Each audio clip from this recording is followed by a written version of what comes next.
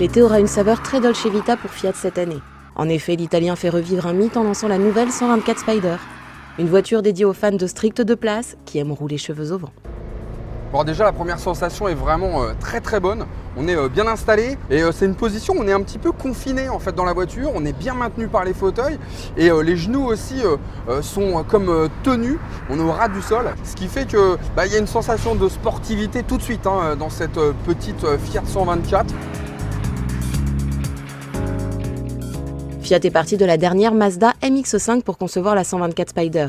Donc rien de surprenant si l'on retrouve un intérieur très similaire. Hormis le logo sur le moyeu du volant 3 branches multifonctions, les fonds de compteur, certains éléments qui prennent de la couleur sur la planche de bord et les contreportes, rien ne change. Tout est en rondeur, si vous voulez, dans la voiture. Il y a de la rondeur partout, pas seulement le logo Fiat, c'est vraiment les compteurs à l'ancienne avec des aiguilles, les commandes de clim, etc.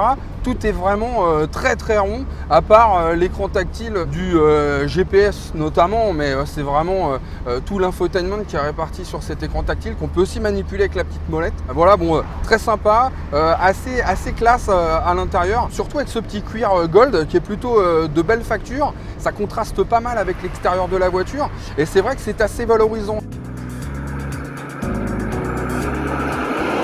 Il faut dire que Fiat a souhaité donner une image assez luxueuse à la 124 Spider. Conforme à la première du nom, dont on retrouve quelques éléments remis au goût du jour. Les projecteurs, qui reprennent la signature visuelle de la 500, sont légèrement enfoncés dans la face avant. On retrouve aussi le double bossage de l'ancienne sur le long capot de la nouvelle 124 Spider. Quant aux feux arrière, comme sur l'ancienne, ils sont plats, mais évidés en leur centre, comme sur la 500. Que la capote soit fermée ou bien ouverte ne change rien. Le profil de la nouvelle 124 Spider est très rétro dans l'âme. Difficile de la confondre avec la Mazda MX-5. En termes de motorisation aussi, la différence se fait sentir. Fiat l'a dotée d'un unique moteur de 140 chevaux. Non, puis alors tout de suite, j'imagine qu'on va se dire 140 chevaux dans une petite Fiat 124 comme celle-là, qui invite quand même à être un petit peu gourmand sur la route, on va le dire comme ça.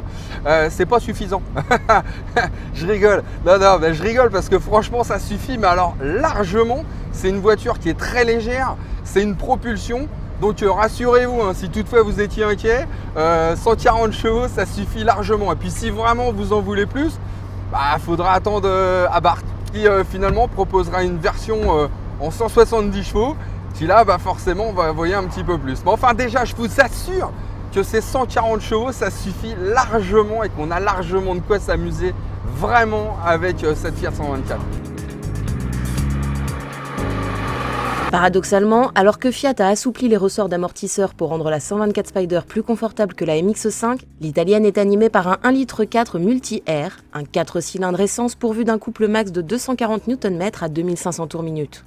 C'est plus que les 160 chevaux du 2 litres Mazda et il arrive bien plus tôt. Pour le reste, elle peut compter sur son excellente base nippone, de quoi offrir des sensations fortes à son conducteur. Dès qu'on met un petit peu d'angle au volant, la voiture prend la direction qu'on souhaite. D'un simple regard, ça y est, on est attiré vers le virage suivant. On est assis sur l'essieu arrière, on sent très bien ce que font les roues. L'avant, alors c'est assez amusant parce qu'au tout début, il faut un petit quart d'heure pour s'habituer. L'avant de la voiture a tendance à tourner avant nous, quoi, parce que le capot est très long. Et du coup, on voit bien que l'avant part et puis ensuite on suit. C'est vraiment très sympa, quoi. Bon, et puis il y a quand même quelque chose qu'il faut dire, c'est que c'est une voiture qui est vraiment une voiture plaisir. C'est une voiture qu'on place facilement, qui donne envie de jouer. Ça fait partie de ces voitures qui donnent que du plaisir. Elles sont là que pour donner du plaisir. Alors elles sont jolies à regarder, tout ça, bon. Mais vraiment, en termes de conduite, on est... je sais pas comment expliquer, c'est une voiture simple, c'est une voiture pure. Voilà, ça fait partie de ces voitures où on ressent la route. On ressent ce qui se passe partout. Vous voyez là, je sens, il y a des petits mouvements de caisse, il y a des petits mouvements au niveau du volant, ça prend un petit peu. C'est vraiment super agréable. Donc, si ça prend un petit peu de glisse, on le sent tout de suite, c'est très fin. D'ailleurs, c'est très doux. Ah, vraiment, ça, c'est un régal de voiture. Moi, je suis complètement fan de ce genre de voiture.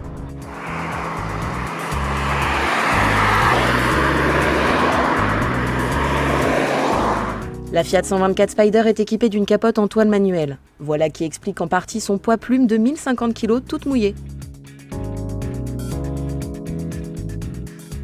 Cela permet en outre de ne pas trop empiéter sur le coffre d'à peine 140 litres. Il n'est pas ridicule pour la catégorie, mais sachant que l'habitacle ne recèle pas d'autres rangements que la petite boîte à gants située entre les deux fauteuils, ce ne sera pas de trop. Mais il est vrai qu'on n'achète pas ce type de roadster à l'anglaise pour cela.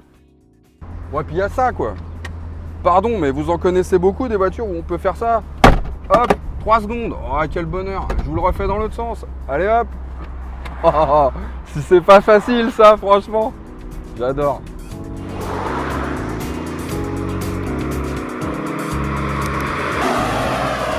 C'est un art de vivre de rouler en roadster, une passion qui a un coût. La Fiat 124 Spider débute à 25 990 € et monte jusqu'à 29 990 €, hors option en finition haut de gamme Lusso Plus. Ce n'est certes pas donné, mais cela reste très compétitif dans une catégorie essentiellement composée de premium allemandes bien plus onéreuses et pas forcément plus réjouissantes.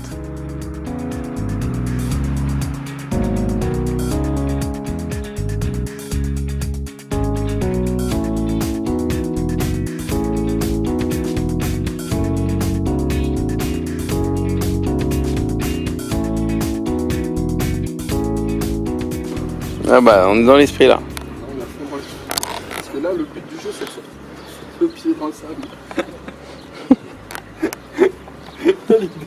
L'idée, c'est de se mettre le pied dans le sable. Sinon, après, tu fous plein de sable, en fait, dans le, tu vois, dans la bagnole. Enfin, dans les godasses.